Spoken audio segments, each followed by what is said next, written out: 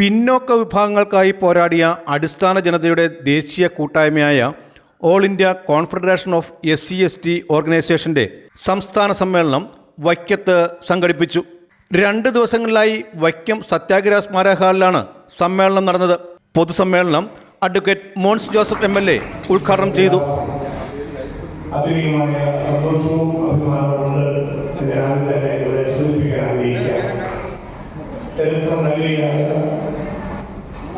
സത്യഗ്രഹത്തിന്റെ പുണ്യഭൂമിയായ വൈക്കത്ത് നമ്മുടെ ഈ സമ്മേളനം നടത്തുവാൻ തീരുമാനിച്ച സംഘടനയുടെ നേതാക്കളെയും ഭാരവാഹികളെയും എല്ലാം പ്രത്യേകം ദിവസത്തിൽ അഭിനന്ദിക്കുകയാണ്.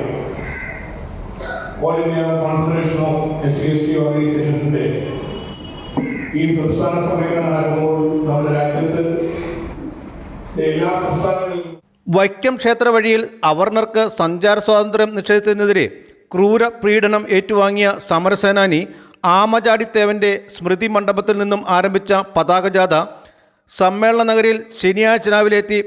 പതാക ഉയർത്തിയാണ് സമ്മേളനം ആരംഭിച്ചത്. ഞായറാഴ്ച രാവിലെ തൊഴിൽ നിഷേധ ഭരണകൂട ഭീകരത, പാർശ്വവൽക്കരിക്കപ്പെട്ടവരുടെ രാഷ്ട്രീയ പ്രാതിനിധ്യം തുടങ്ങിയ വിഷയങ്ങളിൽ സെമിനാറുകൾ നടന്നു.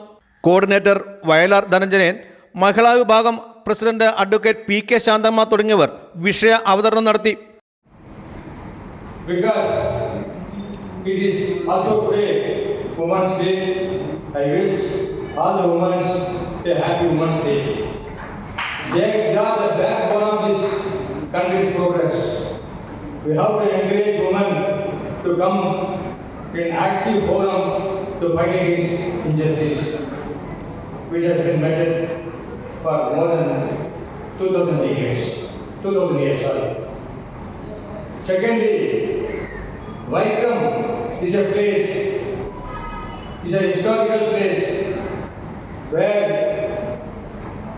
Thandai Periyar സംഘടനാ രംഗത്ത് സമഗ്ര സംഭാവന നൽകിയ വിവിധ നേതാക്കളെയും തദ്ദേശ തെരഞ്ഞെടുപ്പിൽ വിജയിച്ച അംഗങ്ങളെയും ചടങ്ങിൽ ആദരിച്ചു.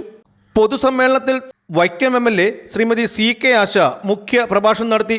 സ്വാഗത സംഘം ചെയർമാൻ രാജൻ അക്കരപ്പാടം സംഘടനാ സന്ദേശം നൽകി.